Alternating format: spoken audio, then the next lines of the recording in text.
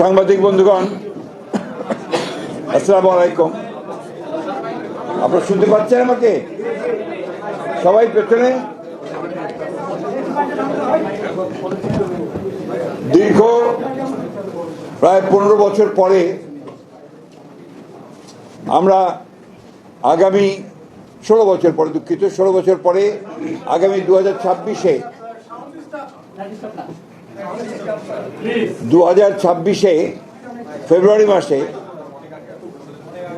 জাতীয় সংসদে নির্বাচন পেতে যাচ্ছি। আমরা বাংলাদেশ জাতীয়তাবাদী দলের পক্ষ থেকে, আমাদের মনে আছে নিশ্চয়ই, যে আমরা বারবার গণতন্ত্রের উত্তরণের জন্য আমরা দীর্ঘ 15 বছর সংগ্রাম লড়াই করেছি। আজকে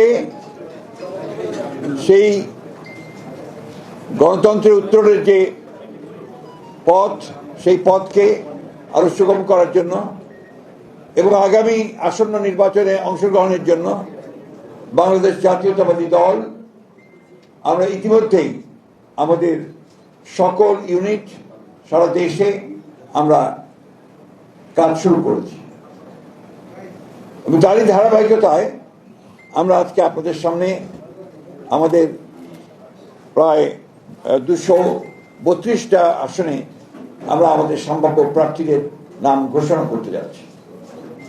এখানে আমরা বিশেষভাবে উল্লেখ করতে চাই যে আমাদের সঙ্গে যারা যুগপৎ আন্দোলন করেছেন তাদের যে সমস্ত আসনে তারা আগ্রহী, সেই সমস্ত আসনগুলোতে আমরা কোনো প্রার্থী দেইনি।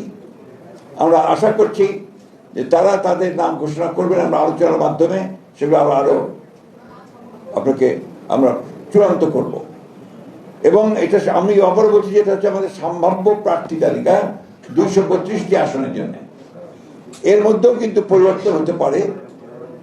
আপনার বিশেষ করে আমাদের যুগপৎ আন্দোলনে যারা শরিক দলগুলো আছেন তাদের সঙ্গে আলোচনার ভিত্তিতে আমরা এই পরিবর্তনগুলো আনতে পারি, অথবা যদি স্ট্যান্ডিং কমিটি মনে করে, পার্লামেন্ট বোর্ড মনে করে তারা কোনো আসনে পরিবর্তন আনবেন।